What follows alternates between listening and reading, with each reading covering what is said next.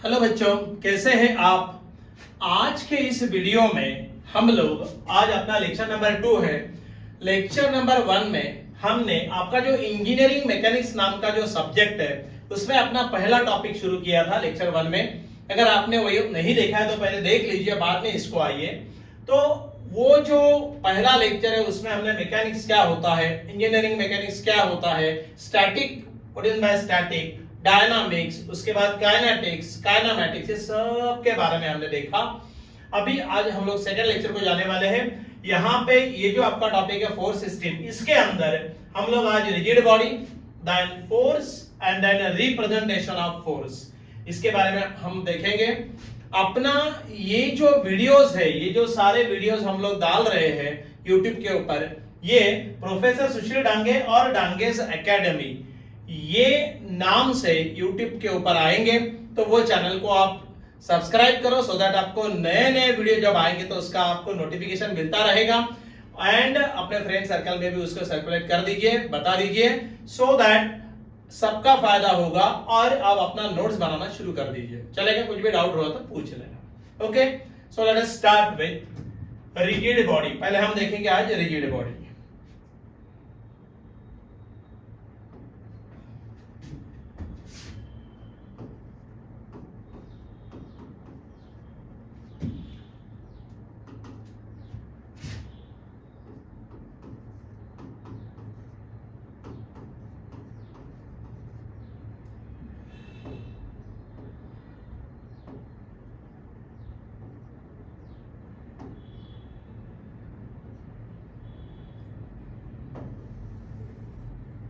What is mean by rigid body?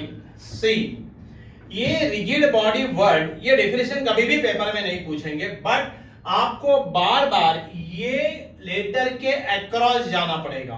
तो what is by rigid body ये समझ लीजिए।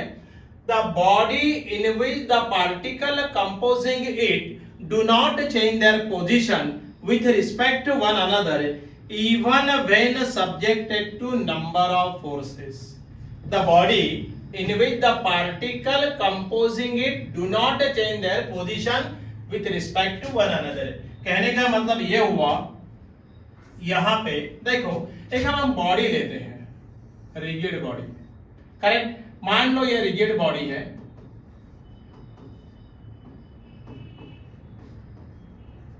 ये रिजिड बॉडी है, और ये जो रिजिड बॉडी है इसमें ये रिजिड बॉडी के ऊपर हमने कितने भी नंबर ऑफ फोर्सेस लगाए बाहर से। अगर बाहर से फोर्सेस लगाते हैं, अब आपको मालूम है रिजिड बॉडी है तो डेफिनेटली वो कुछ पार्टिकल से बनेगी, कुछ मैटर से बनेगी, राइट। सो इसमें नंबर ऑफ पार्टिकल्स, ऐसे इसमें नंबर ऑफ पार्टिकल्स है, बराबर है। So the body in which the particle composing it do not change their position, इनकी पोजीशन चेंज नहीं होती, do not change their position with respect to one another even when subjected to और when subjected to number of forces। यहाँ पे मैंने ऐसे forces लगाए, फिर भी ये जो पार्टिकल है इन्होंने इनकी पोजीशन चेंज नहीं की, तो उसको बोलते हैं रिजिड बॉडी। ध्यान में आया? इसको क्या बोलेंगे? Rigid body. डेफिनेशन इंपॉर्टेंट नहीं है, बट ये कंसेप्ट समझ के लेना जरूरी है, क्योंकि ये जो चैनल है इसके ऊपर हम आपके कंसेप्ट क्लियर करने के लिए हमने पर्टिकुलरली ये सब कुछ चैनल के ऊपर वीडियोस डाल रहे हैं, करेक्ट। सो ये अपना रिजिड बॉडी का कंसेप्ट हो गया। The body in which the particle composing it do not change their position with respect to one another when subjected to number of external forces acting on the body, correct, उसको बोलते हैं rigid body. चलेगा, अभी हम लोग next इसमें जाएंगे। हम नेक्स्ट क्या देखने वाले हैं? फोर्स। देखो अभी अब अपने चैप्टर का नाम ही एक्चुअली क्या है? Force system. तो उसमें क्या आया? फोर्स। मेरे को ये बताना what is in by force. A force is nothing but it is that external agency which gives the motion to the body or which changes the motion of the body। force बोले तो क्या है? Force is that external agency, ये कैसा agency है? Force is that external agency which gives the motion to the body, जो body को motion देता है। Force it is that external agency, force is that external agency which gives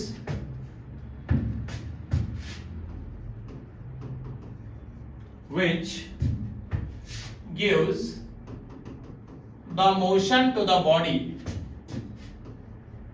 which gives the motion to the body, or which changes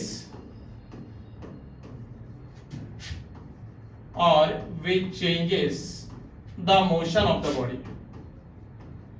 which changes the motion of the body, or which changes the motion of the body।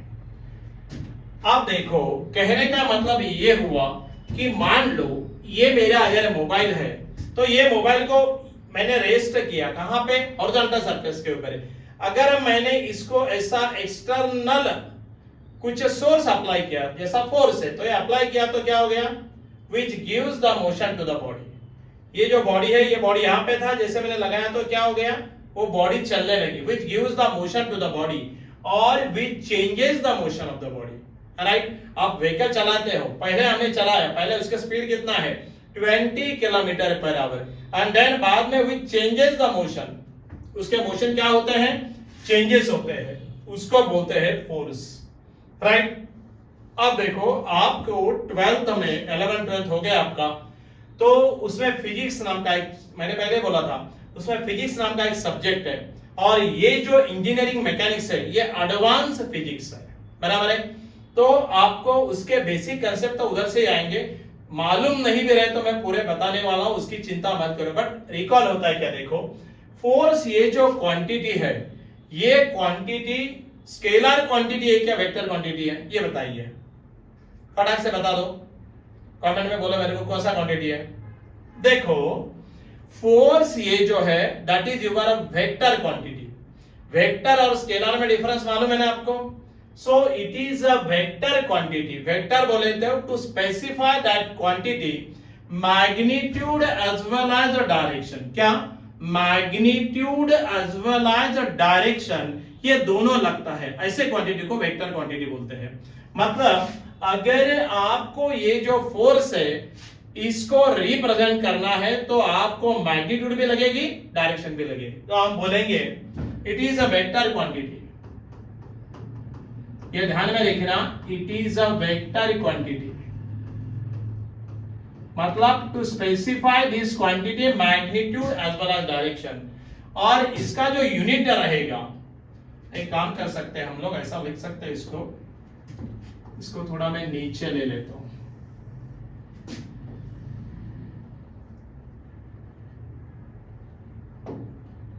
ये एक point हो गया अपना, ये definition हो गया quantity is vector quantity. और तीसरा point, its unit is newton. सी न्यूटन है, किलो न्यूटन है, ऐसा सिस्टम में हम लोग यूनिट लेंगे तो इसका यूनिट होगा न्यूटन। करेक्ट, किलो न्यूटन में रहा तो भी हमको न्यूटन ही करके लेना है प्रॉब्लम जब हम सॉल्व करेंगे, चलेगा?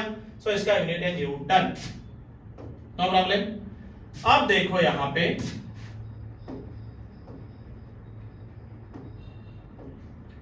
अब यहां पे देखो ये क्वांटिटी को रिप्रेजेंट कैसे करते हैं, ये आपको समझना बहुत जरूरी है। आपको एक बात बताता हूं, ये जो आपका सब्जेक्ट है इंजीनियरिंग मैकेनिक्स, इसमें जो न्यूमेरिकल आते हैं वो न्यूमेरिकल एनालिटिकल मेथड से भी सॉल्व किए जाते हैं और वो ग्राफिकल मेथड से भी सॉल्व किए जाते हैं।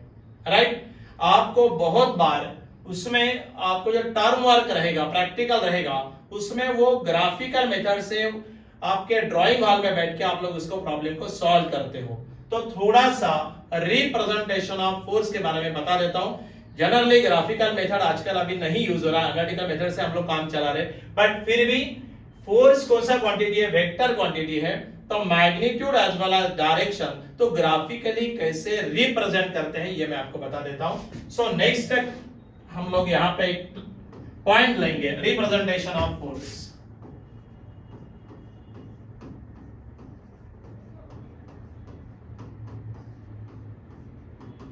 Representation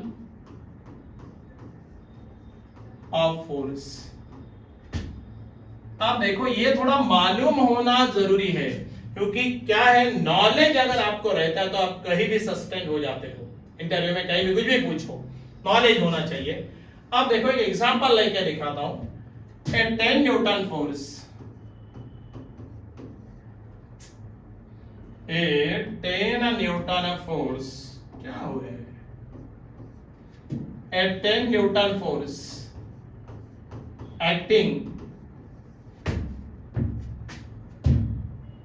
in a horizontal direction, acting in a horizontal direction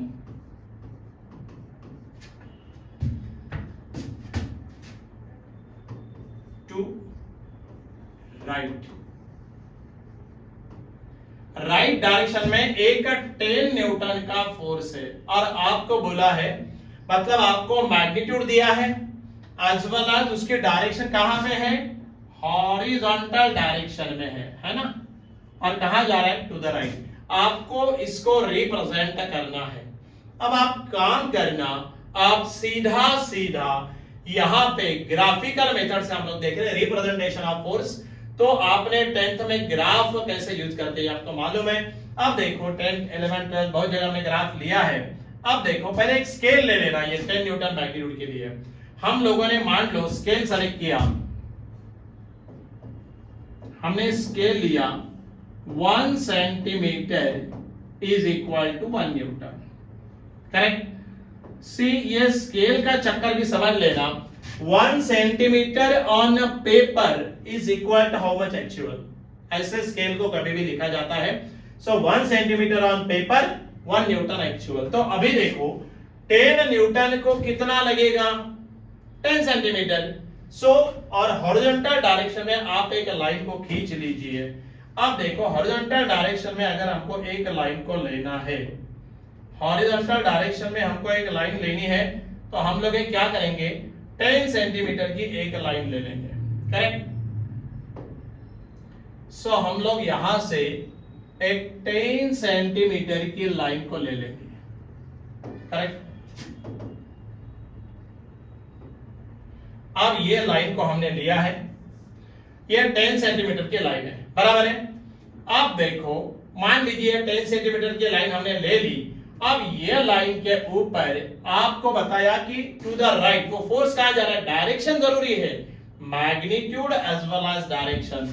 तो यहां पे हम इसके ऊपर क्या लिखेंगे, ऐसा डायरेक्शन ले लेंगे और यहां पे लिखेंगे 10 Newton force, correct. So this is the representation of force of 10 Newton acting in the horizontal direction to the right, चलेगा।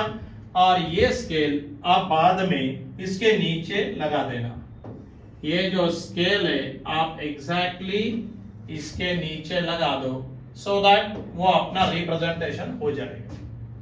तो ऐसे इसको रिप्रेजेंट किया जाता है, ध्यान में रखना।